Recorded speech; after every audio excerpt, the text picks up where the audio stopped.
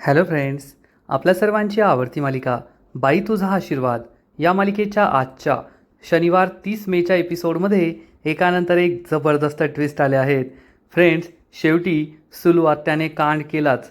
सुलू आत्याने चक्क दत्ताच्या मदतीने चंद्रकांत देशमाने म्हणजेच अवनीच्या वडिलांचा नंबर मिळवला आणि त्यांना फोन करून राजाच्या घरचा पत्ता सांगितला आणि चंद्रकांत हा चक्क राजाच्या घरी पोहोचलाय. आता राजा आणि अवनी काही घरी आलेले नाही आहे, पण चंद्रकांतने चक्क धोंडी अण्णाच्या डोक्याला बंदूक लावली आहे. धोंडी अण्णा काही घाबरले नाही आणि म्हणाले, जर माझ्या पोराने तुझी पोरगी पळून नेली असेल आणि लग्न करून या घरी तिला आणलं ना, तर मी अख्ख्या गावाला गाव जेवण घालील, गोडाचं जेवण जेवू घालीन. तर चंद्रकांत म्हणालाय, तू तुझ्या पोराच्या लग्नाचं नाही तर तुझ्या पोराच्या 13व्याचं जेवण या गावाला घालशील. म्हणजे आता हा जो मॅटर आहे तो खूप सिरियस झाला आहे. मग हे सगळं नेमकं घडलं तरी कसं हे जाणून घेण्यासाठी हा व्हिडिओ शेवटपर्यंत नक्की पहा. फ्रेंड्स, आजच्या एपिसोडच्या सुरुवातीलाच चंद्रकांतचे गुंड त्याला फोन करून सांगतात, तुम्ही आम्हाला जी गाडी नंबर आणि गाडी पाठवली होती ती गाडी आम्हाला सापडली आहे. चंद्रकांत विचारतो, नीट पाहिलंस का, तीच गाडी आहे का? तर हा गुंड सांगतो, हो साहेब, तीच गाडी आहे. बाजूला बाईसाहेब आहेत आणि तो ड्रायव्हरसुद्धा त्याच गाडीत आहे, आम्ही पाहिलं आहे त्यांना. चंद्रकांत म्हणतो, मला आत्ताच्या आत्ता लाईव्ह लोकेशन पाठव, मी त्यांचा पाठलाग करतो. गुंड म्हणतो, ठीक आहे साहेब. चंद्रकांत त्याला ठणकावून सांगतो, गाडी नजरेआड जाता कामा नये, जर ते तुझ्या नजरेतून सुटले तर तू मरशील, एवढं लक्षात ठेव. गुंड म्हणतो, साहेब टेन्शन घेऊ नका, ते आमच्या नजरेआड जाणार नाही. चंद्रकांत लाईव्ह लोकेशन पाठवायला सांगतो आणि फोन कट करतो. इकडे विवानचे बाबा खूप चिडलेले असतात आणि अवनीच्या आईला जाब विचारतात, लग्नघरातून पोरगी अशी पळून गेली तरी कशी? अवनीच्या आईला खूप वाईट वाटतं. स्वाती ही त्यांना समजवण्याचा प्रयत्न करते, तुम्ही थोडे शांत व्हा, आईंची परिस्थिती पहा, त्यांनासुद्धा खूप दुःख होतं आहे, उगच काहीबाही बोलू नका. विवानचे वडील चिडून म्हणतात, काहीबाही बोलू नका म्हणजे तुमची पोरगी पळून गेली आहे आणि आम्ही काहीच बोलायचं नाही का? अवनीची आई म्हणते, थोडं हळू बोला. आणि अवनीचे बाबा तिला शोधायला गेलेत, ती नक्की सापडेल, तुम्ही काळजी करू नका. तर विवानचे बाबा चिडून म्हणतात, काय काळजी करू नका, अहो आमचा मुलगा कोण आहे, कॅनडा रिटर्न, एवढा हँडसम, एवढा श्रीमंत, त्याच्यासाठी मुलींची अशी रांग लागली होती, पण आम्हाला असं वाटलं की त्याने तुमच्या मुलीला पसंत केलं आहे, तर तुमच्या मुलीत काहीतरी खास असेल. चंद्रकांत देशमाने, एवढं मोठं नाव, एवढ्या मोठ्या माणसाच्या मुलीशी माझ्या मुलाचं लग्न होणार म्हणून आम्ही खुश होतो, पण ते म्हणतात ना, नाव मोठं लक्षण खोटं, अशीच गत झाली आहे तुमची. अवनीची आई आणि स्वाती माना खाली घालतात, त्यामुळे विवानच्या बाबांना चांगलं स्फुरण चढतं आणि ते म्हणतात, काय म्हणाले होते चंद्रकांतराव, आम्ही एवढं मोठं लग्न करणार, आमदार खासदार मंत्री संत्री बिझनेसमॅन सगळे येणार, आणि आता काय करायचं? आता लग्नाच्या दिवशी जर मुलगीच नसली तर किती बदनामी होईल, तुमची सोडा हो, आमची किती बदनामी होईल, लोक आम्हाला विचारतील. तिकडे विवानची आई नातेवाईकांच्या प्रश्नांना तोंड देऊन देऊन येडी झाली आहे, काय बोलावं तिला कळत नाही आहे, आणि तुमची मुलगी घर सोडून पळून गेली. स्वाती म्हणते, तुम्ही थोडे शांत व्हा, आणि तुम्ही आईंना का बोलताय, आधीच त्या किती दुःखी आहे हे तुम्हाला कळत नाही आहे का? तर विवानचे बाबा म्हणतात, आम्ही किती दुःखी आहोत हे तुम्हाला कळत नाही आहे का? लग्नाच्या 1 दिवस आधी मुलगी पळून गेली, याला काय अर्थ आहे? आणि तेवढ्यात 2 नातेवाईक हे ऐकतात, त्यांना मोठा धक्काच बसतो आणि ते विचारतात, काय अवनी पळून गेली? अवनीची आई आणि स्वाती चांगलेच घाबरतात आणि या बायका म्हणतात, अरे देवा, अवनी लग्नाच्या आधीच पळून गेली? स्वाती या बायकांना म्हणते, नाही नाही, असं काही नाही आहे, तुमचा गैरसमज झाला आहे. तर या बायका म्हणतात, असा कसा गैरसमज, आम्ही आमच्या कानांनी ऐकलं आहे, अवनी पळून गेली. आणि या बायका सगळ्यांना सांगायला जातात. अवनीच्या आईला खूप टेन्शन येतं, आता सगळ्यांना कळेल आपली किती बदनामी होईल, म्हणून अवनीची आई रडू लागते. स्वाती तिला सावरते. इकडे राजा हा अवनीला धीर देण्याचा प्रयत्न करतो, तुम्ही घाबरू नका, मी तुम्हाला पुण्यापर्यंत सुखरूप पोहोचवणार, पण तुम्ही घाबरायचं काम नाही आहे. तर अवनी म्हणते, मी घाबरतच नाही आहे, तू घाबरायला पाहिजे. राजा विचारतो, का, मी एकट्याने का घाबरायचं, तुम्ही का नाही घाबरायचं? तर अवनी म्हणते, हे गुंड मला काही नाही करणार, जास्तीत जास्त मला माझ्या घरी नेऊन सोडतील, पण तू जर त्यांच्या हाती लागला ना तर तुला ते काही सोडायचे नाही. हे ऐकून राजाला जबर धक्काच बसतो. राजा विचारतो, काय करतील माझं? अवनी म्हणते, जे काही करतील ना ते खूप वाईट करतील, माझे बाबा पण डेंजरस आहे आणि त्यांचे गुंडसुद्धा खूप डेंजरस आहे. राजा चांगलाच घाबरतो. तुमच्यामुळे माझा जीव जाणार असा विचार करून त्याला टेन्शन येतं. आणि इकडे अवनीच्या बाबांना चंद्रकांतला लाईव्ह लोकेशन भेटतं आणि ते सुद्धा राजाच्या मागे मागे येऊ लागतात. इकडे यशा हा किचनमध्ये काम करत असतो, स्वयंपाक बनवत असतो.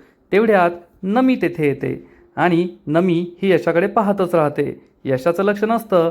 यशादा हा एक भांडं उचलला जातो आणि त्याला चटका बसतो. तर नमी म्हणते, काय रे यशा, अजून किती दिवस तुझ्या त्या भावांसाठी तू असे चटके खाणार आहे? तर यशदा तिला समजावून सांगतो, मी तुला आधीच म्हणालोय की मी आयुष्यभर शेवटच्या क्षणापर्यंत माझ्या भावांसाठी चटके खायला तयार आहे. तर नमी म्हणते, खा रे बाबा, तुझं मन एवढं मोठं आहे ना, म्हणून तू मला एवढा आवडतोस. तर यशा म्हणतो, नमे तू येथे कशाला आलीस ग, जा बरं येथून, नाहीतर ती आत्या परत इथे कोकलत यायची. तर नमी म्हणते, अरे नाही यायची, तू काय टेन्शन घेतो, आणि आली तर आली. तिला माहिती आहे ना, मी दिवसातून 1000 वेळेस येथे येते, ती 1000 वेळेस कोकलते, गल्ली डोक्यावर घेते, सगळ्यांना त्याची सवय झाली आहे. तू टेन्शन घेऊ नको. आणि एक काम कर ना, जसं तू तुझ्या भावांसाठी सगळं करतो ना, अर्धा भार मला सुद्धा घेऊ दे, माझ्याशी लग्न कर, मला या घरची सून म्हणून घेऊन ये. यशोदा म्हणतो, तुला माहिती आहे नमे, हे शक्य नाही आहे. तर नमी त्याचं काही न ऐकता कांदे बटाटे चिरत असते. यशोदा म्हणतो, अगं बाई तू नको करूस, मी करतो. तर नमी विचारते, का बायकोने केलेलं चालत नाही का? तर यशोदा करू लागतो आणि म्हणतो, नवऱ्याने केलेलं काय कडू लागतं का? तर नमी म्हणते, याचा अर्थ तू सुद्धा मला बायको म्हणालास, तू मनातून मला बायको मानतोस ना? तर यशोदा नमीला समजावून सांगतो, नमे तुला सुद्धा माहिती आहे, तुझी आत्या कधीही आपला संसार होऊ देणार नाही. तू माझ्याशी लग्न केलं ना, तर ती आपल्या दोघांबरोबर संसाराला सुद्धा आग लावेल. नमी म्हणते, मी नाही घाबरत तिला, आणि तू आहे ना दिवसभर तिचं नाव काढत असतो ना, म्हणून ती 100 वर्ष जगायची आणि आपलं लग्न कधीच होऊ द्यायची नाही. तर यशोदा म्हणतो, हो तू सुद्धा आहे ना एक चांगला मुलगा पहा, त्याच्याशी लग्न कर. आणि एक काम करायचं, लग्न झाल्यानंतर नवऱ्याची सगळी कामं करायची नाही. काय होतं, सुरुवातीला उत्साहात बायको नवऱ्याची सगळी कामं करते, मग तिला असं वाटतं ही आपली जबाबदारी आहे, कर्तव्य आहे, आणि नंतर या गोष्टीचा खूप जास्त त्रास होतो. त्यामुळे एक चांगला कर्तबगार समजदार मुलगा पहा आणि त्याच्याशी लग्न कर. तर नमी ही यशोदाकडेच पाहत राहते. यशोदा विचारतो, काय पाहतीयेस? तर नमी म्हणते, एक समजदार कर्तबगार हुशार मुलगा पाहण्याचं सुख अनुभवतीये. यशोदा म्हणतो, तू कधी नाही सुधरायची. आणि तेवढ्यात यशोदाला सुलू आत्याचा आवाज येतो, ए नमे कोठे ये लवकर. यशोदा म्हणतो, ए बाई तू जा लवकर, नाहीतर ती बाई आहे ना काही खरं नाही, ती बाई येथे येईल आणि मग चांगला धिंगाणा करेल. तर जाता जाता नमी यशोदाच्या तोंडावर पाणी मारते, निघून जाते. त्यामुळे यशोदा हसू लागतो, ही कधी नाही बदलायची. आणि इकडे राजा आणि अवनी यांची पळापळ सुरूच असते. पुढे पुढे त्यांची गाडी, मागे चंद्रकांतच्या गुंडांची गाडी. आणि राजा म्हणतो, अहो काय डेंजर गुंड आहे तुमच्या बाबांचे. तर अवनी बाबा बाबा बाबाच म्हणत असते. राजा म्हणतो, अहो काय बाबा बाबा म्हणताय, तुमच्या बाबांमुळे सगळं झालं आहे आणि त्यांचं नाव काढताय. देवी आईचा धावा करा, देवी आईचं नाव काढल्यावर कमीत कमी वाचू तरी आपण. आणि इकडे चंद्रकांत हा महेशबरोबर त्याच लोकेशनला येत असतो जेथे राजा आणि अवनीची गाडी असते. आणि मग अवनी ही कशीबशी देवी आई देवी आई देवी आईचा धावा करत असते, पण अचानक बाबा बाबा बाबा करू लागते. राजा म्हणतो, अहो काय बाबा बाबा करताय? तर अवनी सांगते, मी काय करू, मला टेन्शन आलं ना की मला बाबांचीच आठवण येते, म्हणून मी त्यांचं नाव काढतीये. इकडे चंद्रकांत राजा आणि अवनीच्या खूप जवळ येऊन पोहोचतो. अवनी राजाला विचारते, काय प्लॅन आहे तुझा? तर राजा म्हणतो, अहो कायचा काय प्लॅन, थोडं शांत राहू द्या, मला विचार करू द्या काय प्लॅन बनवायचा आहे. तेवढ्यात राजाला एक आड रस्ता दिसतो. राजा गाडी खाली घालतो आणि थोडी पुढे घेऊन जातो. गाडी थांबून मागे वळून पाहतो तर चंद्रकांतच्या गुंडांना ही गाडी काही दिसत नाही आणि ते हायवेने पुढे निघून जातात. तेव्हा कुठे राजा आणि अवनीचा जीव भांड्यात पडतो आणि मग ते त्या रस्त्याने आणखीन थोडे पुढे जातात. इकडे अवनीची आई स्वातीला विचारते, स्वाती मला खरं खरं सांग, ते दोघे एकमेकांना आधीपासून ओळखायचे ना? स्वाती विचारते, कोण दोघे? अवनीची आई चिडून म्हणते, अगं आपली अवनी आणि तो ड्रायव्हर एकमेकांना आधीपासून ओळखायचे ना? तर स्वाती सांगते, नाही आई, त्यांची ओळख आत्ताच झाली होती, आधीपासून नव्हते ओळखत. तर अवनीची आई म्हणते, मला आधीच कळायला पाहिजे होतं. अवनी आणि तो नेहमी एकमेकांच्या मागे मागे फिरायचे. अवनी तर त्याच्यासाठी जेवण घेऊन जायची, त्याच्याबरोबर गप्पा मारायची, तेव्हाच मला कळायला पाहिजे होतं की काहीतरी गडबड आहे आणि तो सुद्धा अवनीच्या मागे मागेच करायचा, अवनीकडेच पाहत राहायचा. जर आधीच मी या गोष्टींकडे लक्ष दिलं असतं ना तर आज हा दिवस पाहावा लागला नसता. आणि तेवढ्यात काही बायका तेथे येतात आणि त्यांचं बोलणं ऐकू लागतात. अवनीची आई खूप चिडते आणि म्हणते, काय काम आहे तुमचं इकडं? तुम्हाला म्हटलं ना जा तिकडे. या बायका घाबरून पळून जातात. अवनीची आई खूप दुःखी होते, रडू लागते आणि म्हणते, अवनीने आमचा खूप मोठा विश्वासघात केला आहे. तिने त्या ड्रायव्हरबरोबर पळून जाण्याआधी स्वतःच्या बाबाच्या इज्जतीचा विचार तरी केला पाहिजे होता. आता जर ती लग्नाच्या मुहूर्तापर्यंत नाही सापडली तर काय होणार? स्वाती म्हणते, आई तुम्ही काळजी करू नका. बाबा आणि महेश गेले आहेत ना, अवनीला घेऊन परत येतील. तर अवनीची आई चिडून म्हणते, तिला परत यावंच लागेल. तिच्या बाबांच्या इज्जतीसाठी, त्यांच्या सन्मानासाठी तिला हे लग्न करावंच लागेल. त्याशिवाय तिच्याकडे कोणता पर्यायच नाही आहे.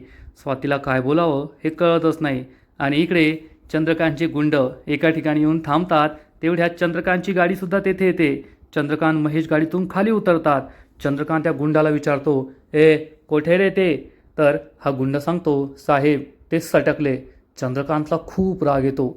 चंद्रकांत चिडून म्हणतो, तुला सांगितलं होतं ना त्यांच्याकडे लक्ष ठेवायचं, आता तू नाही वाचत. असं म्हणून चंद्रकांत गाडीतून बंदूक काढतो आणि या गुंडाच्या टकलावरच लावतो. हा गुंड चांगलाच घाबरतो. महेश म्हणतो, बाबा जाऊ द्या, गोळी चालू नका. चंद्रकांत म्हणतो, अरे कशी गोळी चालू नको? याला म्हटलं होतं त्यांच्याकडे लक्ष ठेव, जाऊ देऊ नको, पण त्याने तीच चूक केली आहे. आणि तेवढ्यात विवान तेथे येतो. विवान गाडी बाजूला थांबवतो. विवान आवाज देतो, अंकल अंकल. विवानला पाहून चंद्रकांत खूप चिडतो आणि विचारतो, आता हा इथे कशाला आला आहे? विवान पुढे येतो आणि म्हणतो, अंकल मी त्या दोघांना खूप शोधलं, कोठे कोठे गेलो, पण ते मला कोठेच सापडले नाही. आता सांगा ना पुढे काय करायचं आहे? तर चंद्रकांत चिडून म्हणतो, तू काहीच करू नकोस. पण विवानची बडबड सुरूच असते. विवान म्हणतो, मला तर काही कळतच नाही आहे. अहो माझ्या सगळ्या रिलेटिव्हजला माहिती आहे की माझं लग्न होणार आहे. सगळं माझ्या घरी आले होते. आता ते प्रश्न विचारताय. मी कॅनडाला सांगून आलो आहे की मी लग्न करून येणार आहे. आता ते मला विचारतील, तुझी बायको कुठे? मग मी त्यांना काय सांगायचं? माझी बायको एका ड्रायव्हरबरोबर पळून गेली. चंद्रकांत देशमानेची मुलगी एका ड्रायव्हरबरोबर पळून गेली. हे ऐकून चंद्रकांत खूप चिडतो आणि म्हणतो, गप्प बसायचं, तोंड बंद ठेवायचं. तर विवान म्हणतो, थांबा, या गुंडांकडून आणि तुमच्याकडून काही होणार नाही आहे. मी ना पोलिसांनाच फोन करतो, पोलिसच शोधून काढतील. चंद्रकांत चिडून म्हणतो, तोंड बंद ठेवायचं. आम्ही सक्षम आहोत तिला शोधायला, पोलिसांना कॉल करायचा नाही. या बंदुकीच्या धाकाने विवान चांगलाच घाबरतो. चंद्रकांत सगळे गुंड गाडीत बसून निघून जातात आणि विवानसुद्धा त्यांचा पाठलाग करतो. इकडे अवनी आणि राजा एके ठिकाणी जात असतात, पण ते कोठे हे कोणालाच माहीत नसतं. इकडे सुलवात्या ही दत्ताला म्हणते, अरे दत्ता तुझे एवढे मित्र आहे, एवढ्या ओळखा आहे. अरे तो चंद्रकांत देशमाने इतका मोठा बिझनेसमॅन आहे, त्याचा नंबर काढ ना. एकदा का त्याचा नंबर भेटला ना मग मी या धोंड्या आणि धोंड्याच्या पोरांची कशी गोची करते ना ते तू पाहतच राहा. तर दत्ता म्हणतो, अगं सुले किती प्रयत्न केले, नाही भेटत आहे नंबर त्याचा. तर सुलवात्या म्हणते, असा कसा भेटत नाही? लवकरात लवकर शोधून काढ, मला त्यांचा नंबर हवाय. तेवढ्यात नमी तेथे येते आणि हे सगळं ऐकत असते. दत्ता एका माणसाला, एका मित्राला कॉल करतो आणि चंद्रकांत देशमानेचा नंबर आहे का ते विचारतो. हा मित्र सांगतो, नाही आहे माझ्याकडे. तर दत्ता चिडून म्हणतो, असं कसं नाही आहे रे? डायरेक्ट नाही म्हणतो, असा कसा नंबर नाही आहे? मला 10 मिनिटाच्या आत चंद्रकांत देशमानेचा नंबर पाहिजे. आपल्या सगळ्या मित्रांना कॉल कर, मेसेज कर. एवढा मोठा बिझनेसमॅन आहे, कोणाकडे ते नंबर असेल ना, चल नंबर पाठव मला. असं म्हणून दत्ता फोन कट करतो. तेवढ्यात नमी पुढे येते आणि विचारते, आई हे काय चाललंय तुझं? तुला त्या चंद्रकांत देशमानेचा नंबर कशाला हवा आहे? तू काही कांड तर करणार नाही आहे ना? तर सुलवात्या चिडून म्हणते, ए नमे जाय तू आतमध्ये, तू मध्ये मध्ये बोलू नकोस. दत्ता म्हणतो, हो ना, लहान लेकरांनी मोठ्यांमध्ये मध्ये मध्ये बोलायचं नसतं. वया आतमध्ये चल, भांडे धुवून घे. परंतु नमी काय ऐकत नाही आणि म्हणते, तुम्ही असे नाही ऐकणार ना, मी यशालाच जाऊन सांगते. हे ऐकून हे दोघे खूप चिडतात. सुलवात्या चिडून म्हणते, तुला त्या यशाचा लय पुळका आहे ना, थांब तुला खोलीतच कोंडते. असं म्हणून सुलवात्या नमीला खोलीत कोंडून घेते आणि लगेचच नमी ओरडू लागते, आई बाहेर काढ मला, आई असं काही करू नको. पण सुलवात्या काही ऐकत नाही आणि दत्ता पुन्हा एकदा त्याच्या एका मित्राला कॉल करतो आणि लवकरात लवकर चंद्रकांत देशमानेचा नंबर मला शोधून दे असं सांगतो. सुलवात्या वाटच पाहत असते कधी एकदाचा नंबर भेटतोय आणि मी त्या धोंडी आणि धोंडीच्या पोरांची वाट लावते. रात्र झालेली असते. राजा आणि अवनी यांची गाडी एका सुनसान ठिकाणी येऊन थांबते. राजा गाडी थांबवतो आणि थोडा रिलॅक्स होतो. अवनी आजूबाजूला पाहते आणि राजाला विचारते, तू गाडी येथे का थांबवली आहे? तर राजा म्हणतो, का थांबवली म्हणजे, ओ गाडी किती पळवली आहे, गरम झाले गाडीचं इंजिन, कुठे हायवेवर बंद पडली ना तर तुमच्या त्या बाबांचे गुंड काय डेंजर आहे, मला मारून मारून मला सपाट करून टाकतील हायवेवर, त्यामुळे थोडं इथंच थांबा आणि मस्त आराम करा. असं म्हणून राजा सीट मागे करतो आणि म्हणतो, मी पण झोपलोय, तुम्ही पण सीट मागे करा आणि मस्त झोपून घ्या. अवनी चिडून म्हणते, माझ्यापासून लांब राहायचं बरं का, माझ्या जवळ यायचं नाही, टच नाही करायचं, मला माझा गैरफायदा घ्यायचा प्रयत्न नाही करायचा. राजाला मोठा धक्काच बसतो. राजा विचारतो, हे काय बोलताय तुम्ही? अवनी म्हणते, मी आरडाओरडा करीन बरं का, वाचवा वाचवा. असं म्हणून अवनी गाडीच्या खाली उतरण्याचा प्रयत्न करते. पण तेवढ्यात राजा गाडीच्या खाली उतरतो, अवनीच्या बाजूला येतो आणि अवनीच्या पाया पडून म्हणतो, पाय दाखवा तुमचे. पाया पडतो. अहो काय मुलगी आहे तुम्ही, मी माझा जीव धोक्यात घालून तुम्हाला वाचवलंय आणि तुम्ही माझी हीच परीक्षा केली का की मी तुमच्याबरोबर काही वाईट काम करणार? अहो काय बोलावं तुम्हाला आता, तुमचा माझ्यावर विश्वास नाही, तुम्ही माझ्यावर असा संशय घेतला. अवनीला समजतं उगाच घाबरून ती काही पण बोलतीये आणि अवनी राजाला सॉरी म्हणते. इकडे सुलू आत्या खूप चिडलेली असते आणि म्हणते, अरे दत्ता भाऊ काय कामाचा आहे रे तू, तुझ्याकडून एक साधा नंबरसुद्धा नाही मिळू शकत का रे, लवकर दे बरं मला नंबर मिळवून. पण हा काही ऐकत नाही आणि दत्ता म्हणतो, अगं सुले नाही भेटत आहे. पण तेवढ्यात दत्ताला एक नंबर सापडतो चंद्रकांत देशमानेचा आणि दत्ता म्हणतो, हे पा सुले नंबर सापडलाय. चंद्रकांत देशमानेचा नंबर पाहून सुलू आत्या खूप खुश होते. इकडे चंद्रकांत, महेश, विवान आणि सगळे गुंड एका ढाब्यावर मस्त चहा पीत बसलेले असतात. त्यांना राजा आणि अवनी काही सापडलेले नसतात. एवढ्यात सुलू आत्या ही चंद्रकांतच्या फोनवर कॉल करते. अननोन नंबर पाहून चंद्रकांत फोन उचलतो आणि विचारतो, कोण आहे? तर सुलू म्हणते, चंद्रकांत देशमाने साहेब बोलताय ना, मला तुमच्याशी महत्त्वाचं बोलायचं आहे. चंद्रकांत चिडून म्हणतो, ही काय फोन करायची वेळ आहे का, फोन कट करा, उद्या करा फोन. तर सुलू आत्या म्हणते, मला तुमच्या पोरीबद्दल बोलायचं आहे. चंद्रकांत विचारतो, काय, कुठे आहे माझी पोरगी? तर सुलू आत्या म्हणते, तुमची पोरगी ती ड्रायव्हर राजाबरोबर पळून गेली ना. चंद्रकांत चिडून म्हणतो, माझ्या पोरीविषयी नीट बोलायचा. तर सुलू म्हणते, जाऊ द्या आता, तुम्हाला नाही ऐकायचं तर मी फोन कट करते. चंद्रकांत म्हणतो, बोल काय सांगायचं आहे ते, कुठे आहे माझी पोरगी? तर सुलू आत्या सांगते, ती पोरगी कुठे माहीत नाही, पण त्या राजाचं घर मला माहिती आहे, त्याचा पत्ता तुम्हाला पाठवते. फोन कट केला लगेच पाठवते. अहो लय बंगाळ घर आहे, तो बाप एक नंबरचा पेताडे आणि चारी पोरं तर पुरी वाया गेलेली आहे आणि तुमची पोरगी काय, कोणतीच पोरगी त्यांच्या घरात यायला नको. असं म्हणून सुलू आत्या फोन कट करते आणि म्हणते, दत्ता पाय तुला सांगितलं होतं ना, आता तो चंद्रकांत देशमाने येथे येणार, धोंडी आणि त्याच्या चारी पोरांना मारून टाकणार, त्यांचा चांगलाच खेळ खल्लास केला मी. म्हणून सुलू आत्या खूप खुश होते. तेवढ्यात चंद्रकांतला राजाच्या घरचा पत्ता सापडतो आणि चंद्रकांत सगळ्यांना बोलवतो, बसा रे गाडीत. विवान म्हणतो, अंकल मी सुद्धा तुमच्याबरोबर येतो. तर चंद्रकांत म्हणतो, नाही यायचं, तू ये ना तुझ्या गाडीत बसायचं, घरी जायचं, तू डायरेक्ट मला मंडपात भेटायचं. चंद्रकांत आपल्या गुंडांना सांगतो, याला येऊ देऊ नका रे आमच्या मागं. चंद्रकांत आणि गुंड निघून जातात. विवानसुद्धा त्यांच्या मागे मागे जाऊ लागतो. पण चंद्रकांतचे 2 गुंड तेथेच थांबलेले असतात. विवानच्या गाडीची चावी काढून घेतात आणि त्याला तेथेच थांबवून ठेवतात. त्यामुळे विमान खूप चिडतो आणि इकडे राजा हा अवनीवर चिडलेला असतो. वा रे वा, खरंच तुम्ही काय माझी परीक्षा केली. अवनी म्हणते, सॉरी मी थोडी घाबरले होते. तर राजा म्हणतो, अरे रे रे रे, मला तर वाटलं होतं तुम्ही खमके आहे, पण तुम्ही तर भित्र्या निघाल्या. अवनी चिडून म्हणते, खमकीचे मी, पण असं मध्यरात्री अनोळखी मुलावर असल्यावर कोणती पण मुलगी घाबरणार. राजा म्हणतो, ठीक आहे ठीक आहे, आणि राजा काही न बोलता जाऊ लागतो. तर अवनी विचारते, मला एकटीला सोडून कुठे चाललाय? राजा म्हणतो, अहो समजून घ्या, येतो मी थोड्या वेळात. अवनी विचारते, अरे पण कुठे चाललाय ते तरी सांग ना. राजा हा डोळ्यावर हात ठेवतो आणि 1 नंबर सूला चाललंय असं सांगतो. अवनी म्हणते, शी. तर राजा चिडून म्हणतो, मी काय 2 नंबर केलं का, काय शी? तर अवनी म्हणते, अरे मग डायरेक्ट जायचं ना, सांगायचं कशाला? राजा म्हणतो, मग डायरेक्टच चाललं होतं ना, तुम्ही विचारलं म्हणून सांगितलं. राजा चिडून म्हणतो, काय बाई आहे, अवनी विचारते, म्हणजे तुझी गँग तर इथे नाही आहे ना? राजा म्हणतो, आहे ना, माझे 2 मित्र आहे, एक बिबट्या आहे आणि एक वाघ आहे, दोघांना घेऊन येतो. अवनी चिडून म्हणते, जा जा, मी नाही घाबरत. राजा म्हणतो, हो हो, पाहूया कोण घाबरतंय. राजा निघून जातो. अवनी चांगलीच घाबरते आणि आजचा एपिसोड येथेच संपतो. फ्रेंड्स, बाई तुझा आशीर्वाद या मालिकेचा आजचा एपिसोड खरंच खूप भारी होता, इंटरेस्टिंग होता. पण पुढील एपिसोड आणखीन भारी असणार आहे.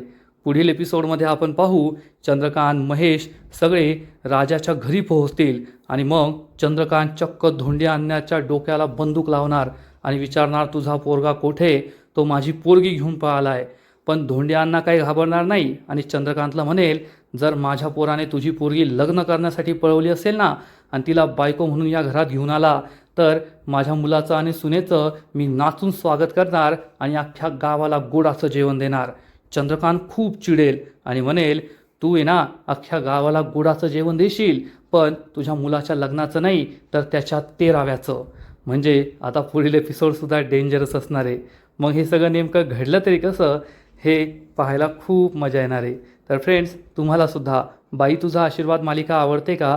नक्कीच कमेंट करून सांगा. आणि या मालिकेचे असेच नवीन नवीन एपिसोड, नवीन नवीन अपडेट सर्वात आधी पाहण्यासाठी व्हिडिओला लाईक करा, शेअर करा, चॅनलला सबस्क्राईब करून बेल आयकॉनवर क्लिक करा. म्हणजे या मालिकेचे नवीन नवीन एपिसोड तुम्हाला सर्वात आधी पाहायला मिळतील. खूप खूप खूप धन्यवाद.